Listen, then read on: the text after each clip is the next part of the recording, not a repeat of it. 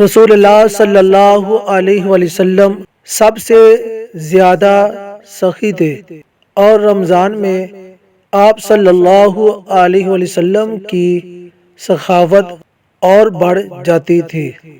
رسول اللہ صلی اللہ علیہ وسلم نے فرمایا، جس کو اللہ نے مال دیا اور اس نے اس کی زکوٰۃ ادا نہ کی تو قیامت کے دن اس کا مال زریل سانپ کی شکل میں ہوگا، جو اس کی گردن پر لپٹے گا اور کہے گا، میں تیرا مال ہوں، میں تیرا خزانہ ہوں۔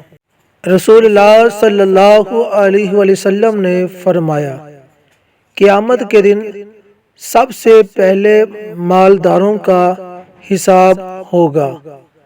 اگر انہوں نے زکوٰۃ ادا نہ کی تو ان کا مال ان کے لیے وبال بنے گا۔